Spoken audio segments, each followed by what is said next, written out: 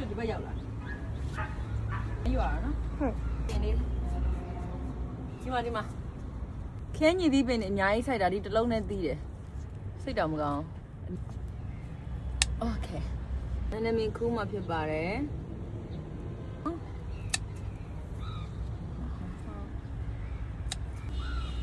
ဝါ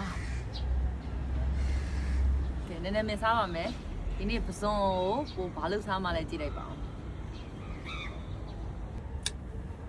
ဒါသူ့ကိုအိုးချင်းပြပါမယ်ဘို့တို့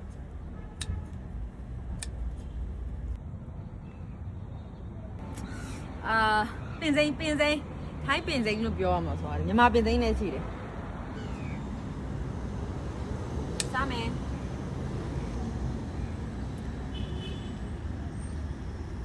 ဒီနောက်နေ့ကျရင်ရေဒီမှာကြာပန်းကြီးကကြာပွင့်လေးကြာပွင့်မှာဖြစ်တော့ဖြစ်ပါတယ်ကြာပွင့်တော့ဖြစ်ပါတယ်ယေနော်ဝါနေပါတယ်အဲ့တော့ခုပြီဟာကဲစုပုတ်တော့ခုမယ်ဒီမှာပိုလို့အိမ်ရှင်မှာစုပုတ်လေးစိုက်ထားပါတယ်နင်းလို့လေ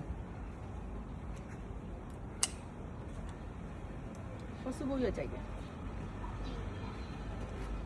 စုပုတ်ရကကိုဘွားကျတော့အများကြီးစားတတ်တဲ့လူသားမျိုးမဟုတ်ဘူးကိုယ့်ရဲ့ lifestyle တွေကနည်းနည်းချင်းစားရဲဆိုတော့ပို့အတွက်လုံးလောက်ပါတယ်အောက်ဒါပို့ရဲ့အိမ်မှာတစ်လုံးတမြာသီးလုံးဝမသီးတဲ့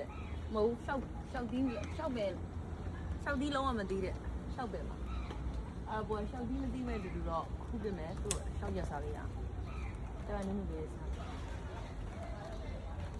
နည်းနည်းပပလေးစားရရင်ဘောကျင်းနေပါဘူးအများကြီးတော့မဟုတ်ပါဘူးLet's go ဒီလိုလေးလို့စားမှာဖြစ်ပါတယ်ဒီထဲမှာပစွန်ပါတယ်ပင်နန်းပင်ကိုဒီလိုမျိုးပဲထည့်လိုက်မယ်ကိုမညှက်တော့နည်းနည်းညှက်လိုက်မယ်နော်ဟိုရှူဟိုဘာလဲ2လ3လလောက်စိုက်ထားတဲ့ခရမ်းညီဒီအပင်တွေအများကြီးတွေကနေပြီးတော့ဟိုတီးရဲ့ခရမ်းညီဒီပင်တစ်လေးစစ်တော်နေပါနေပါတော့ဘာဖြစ်မှာဒါကကြတော့โอเคရှောင်းလို့ကုန်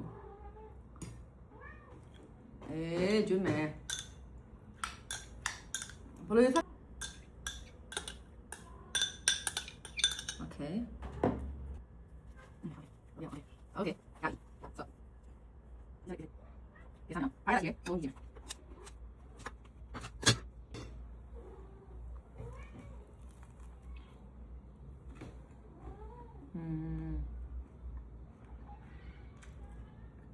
Không.